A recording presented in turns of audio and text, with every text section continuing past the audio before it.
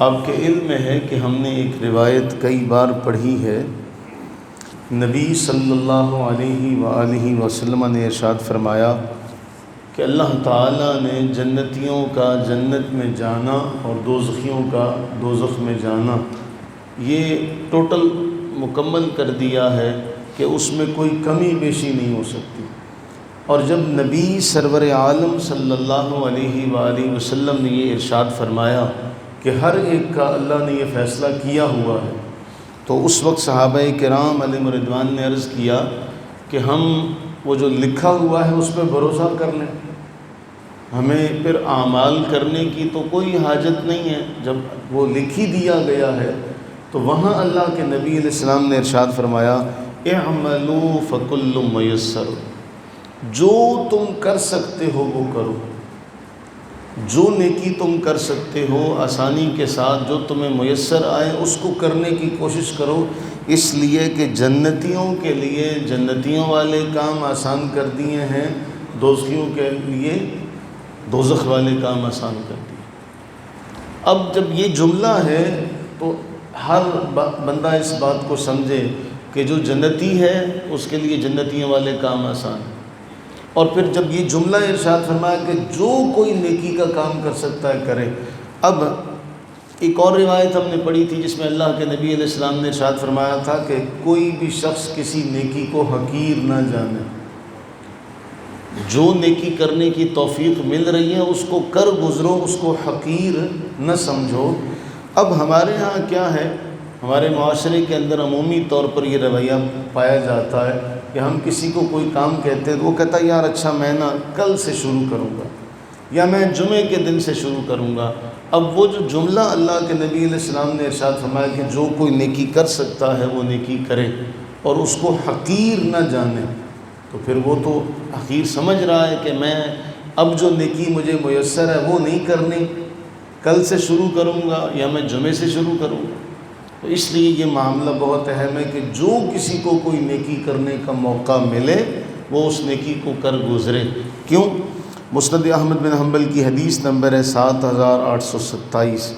حضرت سیدنا ابو ہریرہ رضی اللہ تعالیٰ عنہ بیان فرماتے ہیں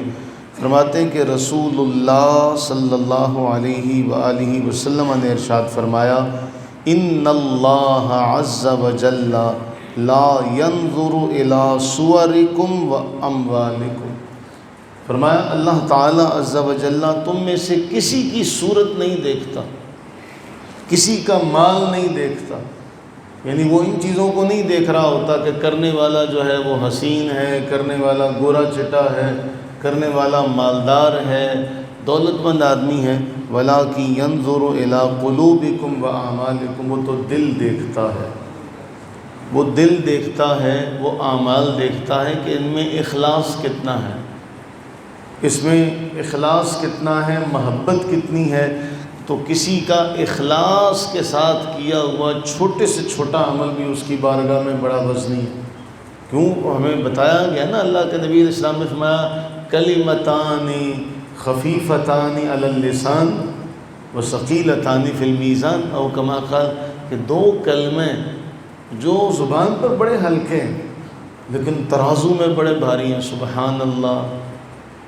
یہ جو جملہ ہے سبحان اللہ الحمدللہ، فرمایا یہ زبان پر بڑا ہلکا ہے، آسانی سے پڑھ لیتا ہے۔ سبحان اللہ کہنے میں کوئی زور نہیں لگتا، الحمدللہ کہنے میں کوئی زور نہیں لگتا، سبحان اللہ وبحمدہ سبحان اللہ العظیم کہنے میں کوئی زور نہیں لگتا، لیکن ترازو میں یہ بڑا وزنی ہے۔ اس لیے کہا کہ وہ تمہاری صورتیں نہیں دیکھتا، وہ تمہارے مال نہیں دیکھتا۔ دنیا میں یہ دو چیزیں دیکھی جاتی ہیں،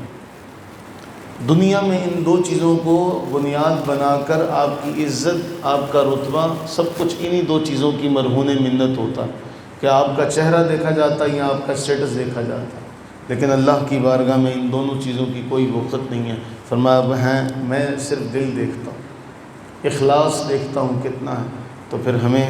وہ چیز چاہیے نا جو اللہ کی بارگاہ میں قابل قبول ہے، اللہ کی بارگاہ میں اعمال کا اخلاص کے ساتھ ہونا قابل قبول ہے۔ تو اللہ تعالی ہم سب کو اخلاص عطا فرمائے۔ اللہ تعالی جو بھی نیکی ہم کریں وہ چھوٹی سے چھوٹی ہو وہ بڑی سے بڑی ہو، اللہ تعالیٰ اس کے کرنے میں ہم سب کو اخلاص نصیب فرمائے، اور ہمیں خلوص نیت کے ساتھ وہ نیکی کا کام کرنا ہم سب کو نصیب فرمائے۔ آمین ثم آمین۔